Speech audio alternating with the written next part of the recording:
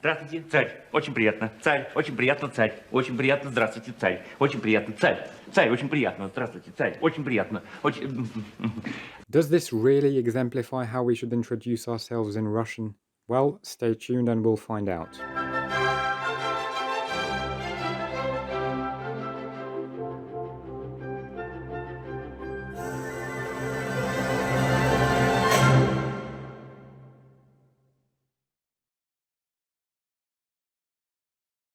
Hello, welcome to Culture TV and to our online program, Let's Speak Russian. This is lesson 36. So first of all, Happy New Year to you all. I hope everyone's doing very well, everyone's in good condition, in good health, and I wish you all the very best for this year. I hope you're all motivated to carry on learning Russian, so that's exactly what we're going to do in this lesson number 36. I've decided to bring all our skills that we've learned already together into this video. It's a bit of a summary video really to start off the year with. It's to do with our conversation skills. It's very important whenever you're learning a language to have not just passive or, in other words, receptive knowledge of the language, but also active knowledge of it. So you need to practice it by speaking or writing. Now, at a beginner stage, speaking is much more important than writing, definitely. So in this video, we're going to practice some of our speaking skills, and namely that concerns introducing yourself. Yes, talking about yourself is a must when you learn a language. This is such a crucial skill. Whenever you learn a language, you have to be able to talk about yourself. You are the most important person. Talk about yourself, show off, be proud. You need to say, my name is, I like this, I like that, this is what I do, this is who I am. That's the first sort of basis that you have to acquire when you're learning a language. So we're going to try and do that today. Probably I should have done this earlier on in the course, but this involves many elements of grammar that we wouldn't have studied yet, so it might have been a bit confusing for you. So I think this is actually quite a good moment to do this. Anyway, enough of this, let's get straight into it then. To say my name is in Russian, we use a phrase which literally translates as people call me or I am called, and then you say your name. So notice here in English, if we're using the literal translation, it's people call me. Not people called I, but people call me. What can you deduce then about this phrase in Russian? Yes, exactly, it's going to involve a case, and that case will be the accusative, okay? Because we're the direct object. People are the subject, and then me is the object, of course. So in Russian that will be Меня зовут. Меня зовут. And then your name. Меня, as you know, is I in the accusative case, and then зовут comes from the verb звать, which means to call. What conjugation is this? What person is звать being conjugated in here? Yes, it's in third person plural. So in other words, this literally also translates as they call me. That's the proper word for word translation. They call me. And then you say your name. Now, if you want to ask the question, how are you called, or what's your name, what question word do you think we should use here? What interrogative should we use here? It won't actually be что, it won't be what are you called, but actually we say how are you called? So how do people call you? In Russian, obviously, that will be как тебя зовут? Как тебя зовут? And obviously, if you're being polite, then it's как вас зовут? Как вас зовут?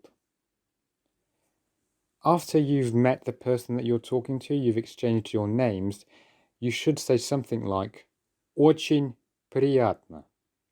Очень приятно. Literally, this means very pleasant. Also in English we say pleased to meet you, so it's kind of similar in Russian here. Very pleasant to meet you, I'm glad to meet you. And to reply to that, you should say something like взаимно. Взаимно, which means mutually or mutual. So this is both an adverb and an adjective that means mutual, but in Russian, whenever people wish things to each other or use phrases like очень приятно, to reply to that, you just say взаимно, which means I wish you the same, or I'm also glad to meet you. Взаимно. Okay, now let's have a look at how we talk about our age in Russian. And to be honest, if you're meeting someone for the first time, you probably won't be asking them this question, unless maybe they're a similar age to you, in which case you might want to find out. Either way, in Russian, this involves the dative case. and I can't really think of any literal translation. You just have to learn the phrase, which is мне, and then your age, лет. Мне, your age, лет. Now, we haven't done numbers yet, so clearly you can't state your age here, which is perfectly fine. We're going to do numbers in a few videos' time, but if you're really desperate to be able to say your age in Russian, you can, of course, just go to a translator and find out how you would say your age in Russian. Otherwise, I do recommend just wait for a few lessons and we will do numbers very soon. I just think it's appropriate to show you how to ask this question because we will be using this question in that video on numbers. If you want to ask how old someone is, you would use the question word how many, which would be сколько. The question would be сколько тебе лет. Something like how many years to you, or how many years do you have? Or сколько вам лет if you're addressing someone with the formal you. Okay, imagine a situation: you've just arrived at your new workplace in Russia and you want to find out what your colleague's name is. How would you do that? Yes, you would say как вас зовут? Как вас зовут? What would they reply with? Yes, they would say меня зовут and then their name. So if you were to ask me this question, I would reply to you with меня зовут Иван. Obviously, you just say your name. Right, so now I think it's a very good time to put all of our skills to the test. From all these 36 lessons, I'm going to show you a dialogue between two people. Your first task is just to listen and read through it. After we've gone through the whole dialogue, you should pause the video and try to understand what's going on. Try to translate it into English and try and say it out loud yourself as well. After you've done that, we'll go over everything together. I'll show you any nuances, any new words. There will be one or two of these new pieces of vocabulary. You should be able to guess what they mean by the context. Otherwise, I will go a few little quite strange words a bit later. But you should be happy with what's going on here anyway. This is quite simple stuff, really. So, here we go. One person says, Здравствуйте. We have a reply, Здравствуйте. Как дела? Нормально. А у вас? Тоже нормально. Спасибо. Вы говорите по-английски? Нет, не говорю. А что? Да нет, ничего. А как вас зовут? Меня зовут Сергей. А вас как? Меня Владимир. Очень приятно. Взаимно. А сколько вам лет? Let's just pretend now that they've exchanged their ages between each other. Что вы делали сегодня? Я ходил на работу и ездил в магазин. А вы? Я сейчас в отпуске. Сегодня я ходил плавать. Очень хорошо. А я вот не умею плавать. Эх. Ну ладно. До свидания. До свидания. Okay, now please pause the video and try to make sense of everything that's going on here. Make an attempt to translate this and also please read it out aloud. When you've done that, play the video again and we'll carry on. So we have two people, probably somewhere in the street or at work or somewhere like that, meeting each other for the first time. They greet each other with Здравствуйте, so it's a formal situation. The first one then asks Как дела, which means how are you, yes? The reply then is Нормально, а у вас? Нормально, as you should know, means okay, all right. Yes, of course, it also means normal, but in this context, in relation to the question, how are you, it means I'm okay, I'm all right. Remember that this little particle a here means that you're returning the same question back to the person you're talking to. So if someone's asked you, how are you, to ask the same question back, it sounds very natural if you put the a.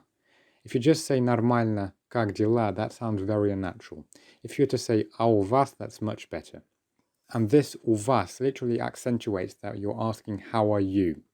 Как дела on its own, we're not using any pronouns here. It's not really clear actually who you're referring to. It's perfectly fine to use this phrase, but I would say in this formal situation, especially if you're asking someone how they are for the very first time, I strongly recommend including this у вас. So strictly speaking, this first person should have said как у вас дела. That would be much better. Then the reply from that is тоже нормально. Спасибо. So what does this тоже mean? So we can see that this person has also replied with нормально. So they're giving the same response. It makes sense, therefore, that тоже would be also. So тоже means also. Write that down in your vocab book. Now you know that спасибо means thank you. Now I have to say though that many Russians, I'll say probably all Russians, do not ever say thank you in response to the question, how are you? And whenever I say спасибо after someone's asked me how I am, everyone's always like, why did you say thank you? I've only just asked you, how are you? And that's it.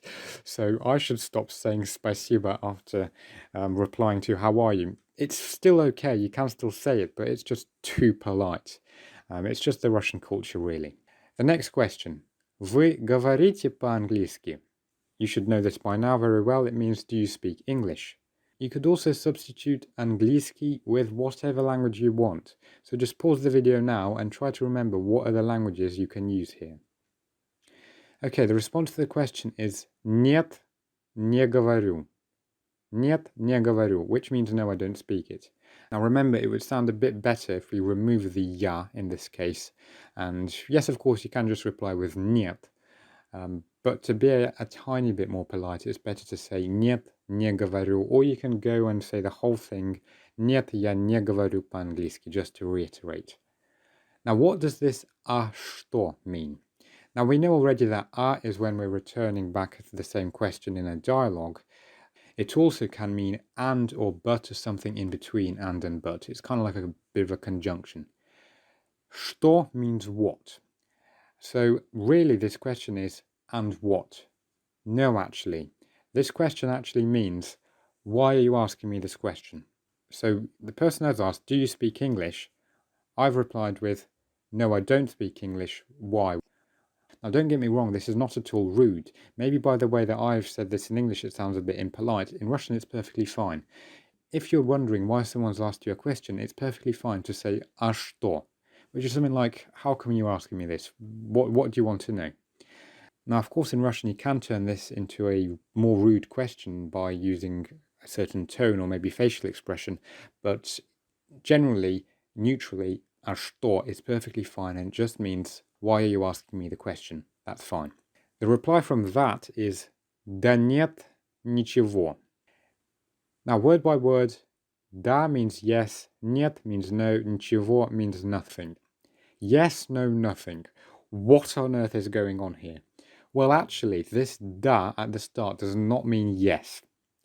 I'm going to do a video on this construction да нет and then something like ничего very soon for advanced Russian. You can still watch that if you want, but it's very confusing, particularly for beginners of Russian, because it's like yes, no, you're contradicting yourself here. Well, actually, no, this da here does not mean yes. It's actually a particle. Now, for any of you that are learning other languages, and just for example, German and Dutch come to my mind, those languages have something called modal particles, which don't really translate into English, and they're very often described as intensifiers. They just allow you to express your attitude or feelings towards something. Now, this particle da in Russian here is indeed an intensifier. I'm not going to go into much detail here because there's simply no need. I just want you to get a feel of what Russian conversational language is like. Because, let's admit it, at the end of the day, if you do go and visit Russia, or if you do go and watch Russian TV or whatever, you will hear people using this. So it's just nice, I think, for you to be able to see this. Altogether, this phrase, да нет ничего, means, oh no, it doesn't matter. Or like, there's no particular reason for why I've asked this question for you. I'm just interested, maybe. Or it's just out of curiosity. People then can say something like, да нет ничего, and then I'm just interested. That's perfectly fine. Then the question is, а как вас зовут? What's your name? Then the reply is, меня зовут Сергей. А вас как? My name is Sergei. What's your name?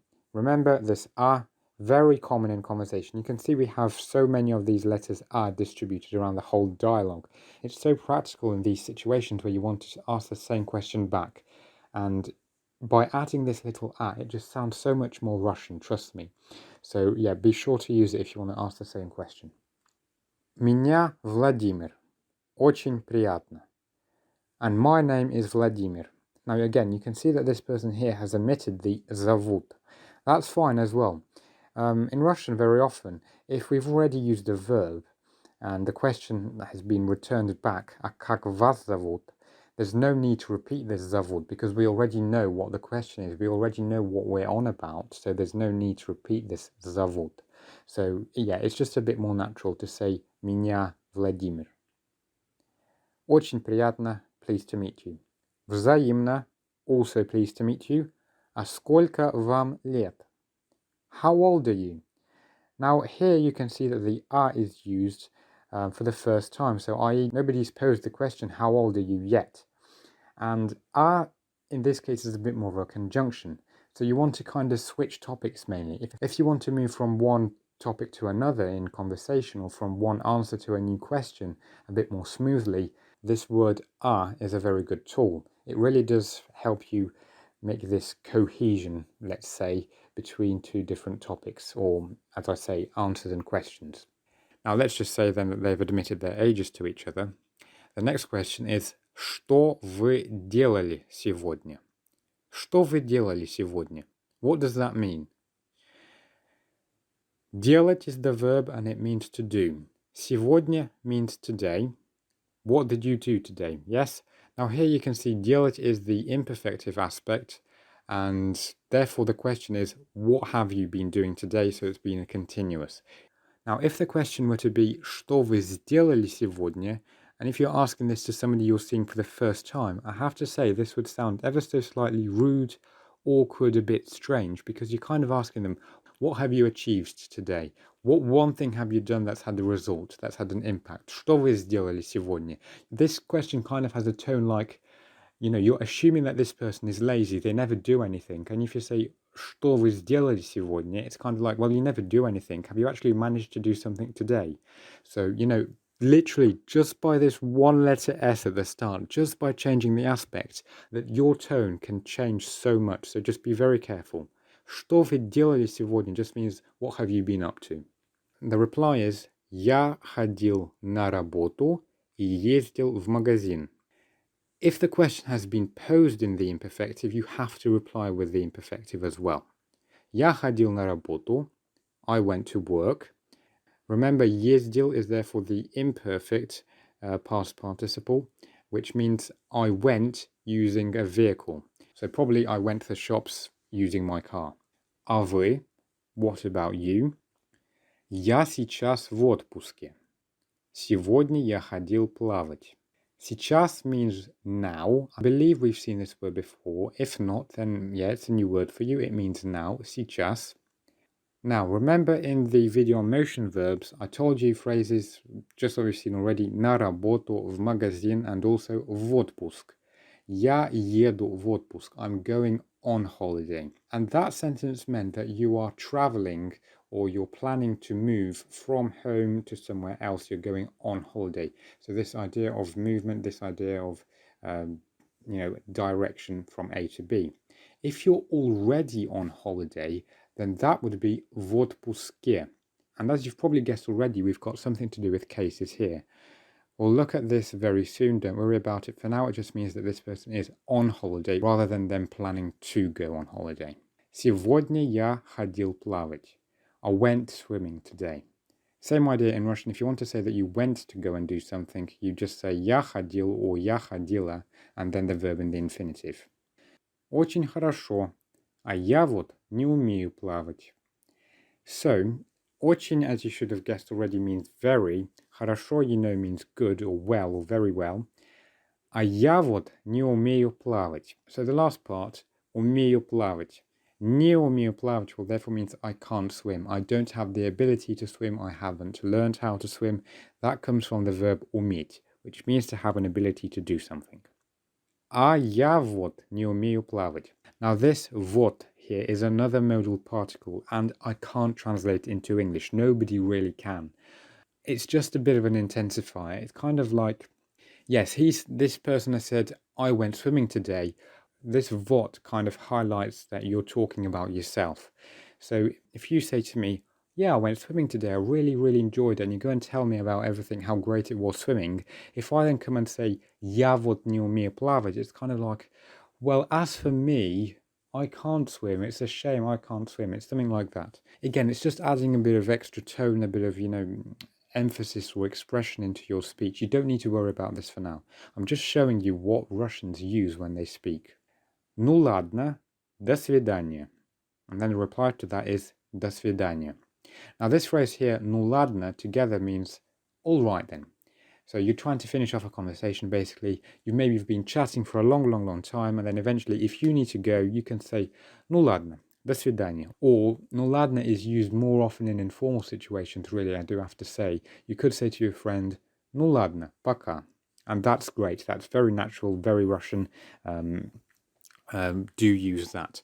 We'll look at what these two words no and ladna mean separately in future videos. For now though, together they collectively mean alright then. Okay, that's it. I hope you've managed to learn something new, at least from this dialogue. You've managed to practice your Russian. Now I'm going to show you one more phrase that will be useful when talking about yourself, and that is of course I like. For anyone that's studying Spanish or Italian, this will be very easy. It's the same idea. In Russian, the phrase I like is actually inversed. By that I mean that the speaker becomes the object of the sentence. So if you say that you like, I don't know, flowers, for example, you actually say flowers are liked by me. So the thing that you like becomes the subject of the sentence. Now this is hard to get your head around initially, but just stick with it and you'll get there eventually. Flowers are liked by me. Therefore, in Russian, this involves the dative case. Now, pay attention, dative case, not the accusative case. If we were to use the accusative case, the translation would be flowers like me. And that's not what you're trying to say. You're trying to say that flowers are liked by me. So you are the one who likes the flowers. Therefore, we have to use мне and then нравится. Мне нравится. This means I like. You can then add on a verb in the infinitive, so that means that you like to do a certain activity. So it would be perfectly fine to say мне нравится плавать. I like to swim. Or you can add on a noun, and it would have to be in the singular. Мне нравится and then an object. If you want to say that you like many things, again like flowers for example, because flowers are obviously plural, you would have to change this verb here, and you'd have to say мне нравится. So we have the letter ya here. So we're actually conjugating this verb in the third person plural. Ignore the last two letters ся for now and what they mean. We'll see what this means soon. But this just means something is liked by me, and this something is just plural. In spoken Russian, of course, there is pretty much no difference. Мне нравится for singular and мне нравится for plural. You might be able to detect the change. Otherwise, when you're speaking, you can kind of use the same and people will probably understand. Obviously, when you're writing, it's a big difference, and make sure you get it right. And yes, you are going to do some writing. This isn't that important. Nevertheless, I am going to set this as homework, please. Gosh, this is so reminiscent of school, isn't it? Please, can you write a short 60 words approximately passage about yourself using all the vocab we've learned from these past 36 lessons and everything we've seen today? Talk about your name, who you are, what you like to do maybe. Just think of anything you like. You probably should really have enough vocab by now to be able to do this. Now, you can only use a dictionary or a translator for individual words or very short phrases. That's a rule that I'm giving to you. Please don't use the translator or dictionary for long sentences or something new. Don't do that. It's not really helpful. You can, of course, just ignore this and you can do what you want, but I'm just trying to help you here. It's not helpful for you to just go and translate everything using Google, okay? Now, if you really want, you can then email me your answer and I'll happily check it for you. I'll give you some feedback on that. If not, you can post it in the comments or ask any questions. That's also fine. And then one last task, very important, read it out loud, okay? After having confirmed that it's correct, of course, that would be nice. Whatever you've written, it would be nice to confirm that, yes, it's all correct here, and then read it out loud, just to practice your pronunciation and speaking. Okay, that is it for today's video. I hope you found this interesting. I hope you found this useful. If you have any questions, as I say, please ask in the comments. We'll carry on very soon with lesson 37. See you then. Thank you very much for your attention. Thank you very much for liking and subscribing. See you next time. Goodbye.